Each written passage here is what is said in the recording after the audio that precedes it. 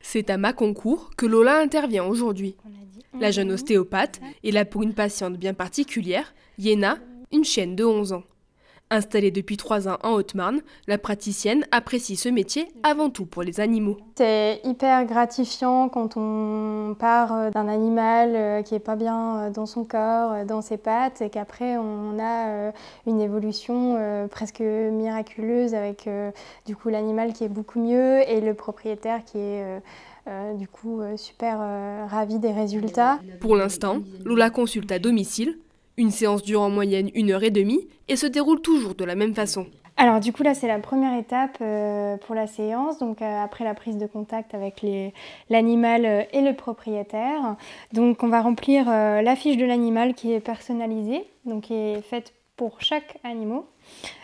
Donc où il y a le nom, l'âge, les antécédents, l'activité, qu'est-ce qu'il mange, où est-ce qu'il est suivi chez le vétérinaire, pourquoi on voit l'animal aujourd'hui, si c'est pour un motif particulier ou pour un suivi. Ensuite vient l'observation dynamique. Ici, elle regarde et analyse la démarche de Yéna. Le but est de repérer les potentiels problèmes qui seront réglés en deuxième partie de séance. Alors du coup là maintenant on passe à la partie testing, manipulation. Donc on va venir travailler sur l'animal en venant tester en fait tout ce qui est articulaire, viscéral, crânien, musculaire. Avant ça, on fait toute une palpation globale pour voir en fait s'il y a des zones chaudes, des zones froides, des zones de tension, des zones tendues musculairement, etc. Et après on passe à la partie manipulation. Le projet de Lola est d'ouvrir son cabinet d'ostéopathie animalière.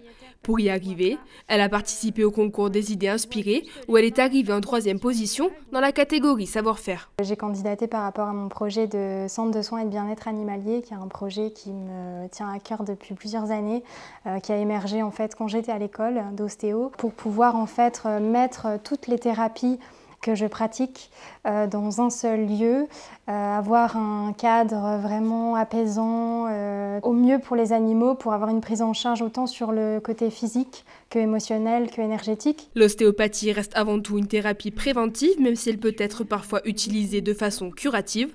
En France, 938 ostéopathes animaliers sont recensés dans le registre national d'aptitude.